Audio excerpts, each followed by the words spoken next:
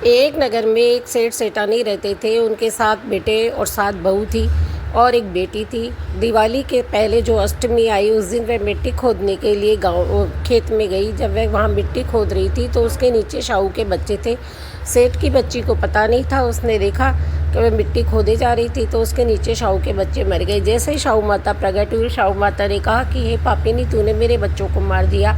आज मैं जैसे मेरी संतान के लिए तड़प रही हूँ, वैसे तू भी तेरी संतान के लिए तड़पेगी। ये कहते ही साहूकार की बेटी पैरों में गिर जाती है और माफ़ी मांगती कि हे माता, मुझे माफ़ कर दो, मुझे पता नहीं था कि इसके नीचे आपके बच्चे हैं। शाहू माता कहती है, मेरे मुख से निकले हुए शब्द मैं वापस नहीं ले सकती, इसलिए अगर यह श्राप कोई अपने ऊपर ले ले तो मैं तुझे मुक्त कर दूंगी। तो वह अपनी 6 भाई बीवियों के पास जाती है, पर वह मना कर देती है। तो उनकी सबसे छोटी 7वीं भाभी है, वह कहती है कि ठीक है, ये श्राप मैं ले लेती हूँ। इस तरह से वह श्राप ले लेती है, वह अपने घर चली जाती है। थोड़े दिन बाद उसके जैसे ही बच्चे होते वो मर जाते, जैसे ही बच्चे होते मर जाते। इस तरह से 7 बेटे हुए और 7 बेटे मर गए। यह वह देखती अपनी दौरानी जिठानी के बच्चों को देखकर उसका भी मन दुखी होता और वह रोने लग जाती। एक दिन एक पंडित उनके घर में आता है तो वह उससे सारी बात बताती है और कहती है कि मेरी शाहू माता ने ऐसे कोक बांध दी। तो वह कहता है कि तू काली गाय की पूजा कर। काली गाय शाहू माता की सहेली है।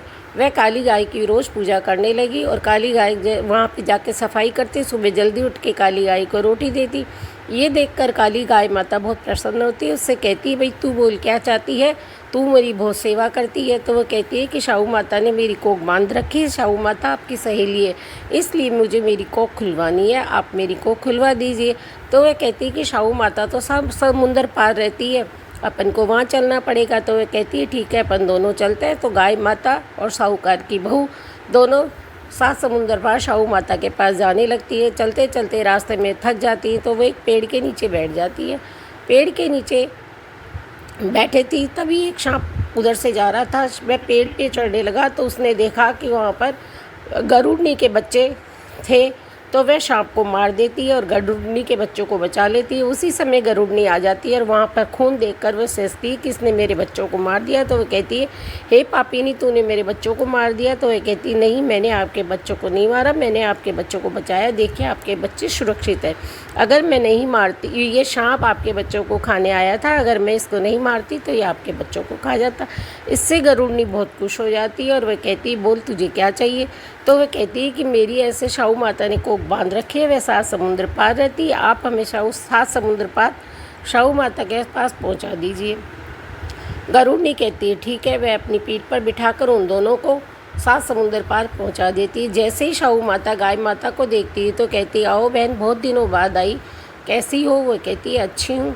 बोला तब वह कहती है कि मेरे सिर में जुएँ हो गई, मेरे सिर की जुएँ निकाल दो। तो साहूकार की बहू कहती है कि मैं निकाल देती हूँ और वह शाहू माता के सिर से सारी जुएँ निकाल देती है। जैसे ही वे जुएँ निकालते, शाहू माता कहती मुझे बहुत आराम आया, अब तू कोई वरदान मांग ले, तेरे ऐसे कर 7 बेटे और 7 बहू होगी। तो वो कहती है आपने मुझे 7 बेटे और 7 बहू का वरदान तो दे दिया, पर आपने मेरी कोख बांध रखी है।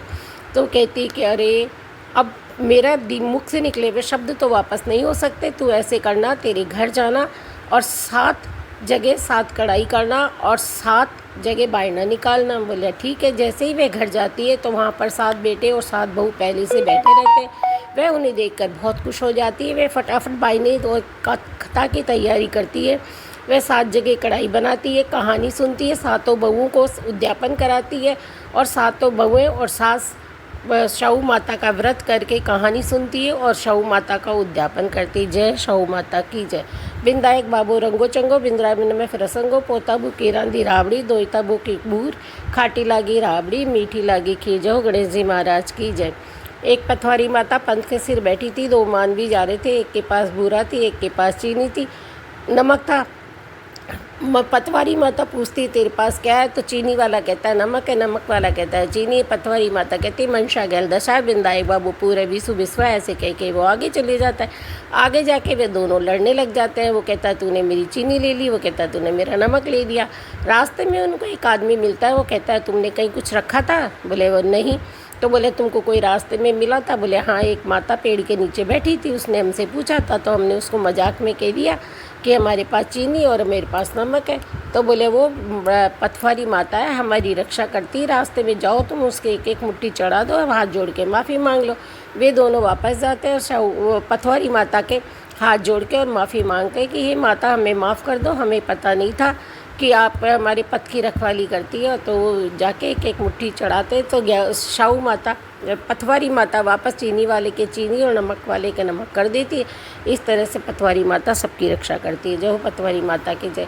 ऊँट लपसी बैठ लपसी तने थारा तब को फल, मन मक्खा खता खानी को फल। लपसी तपसी की ये कहानी अगर नहीं सुनते तो हमें किसी भी पूजा पाठ का फल नहीं मिलता है।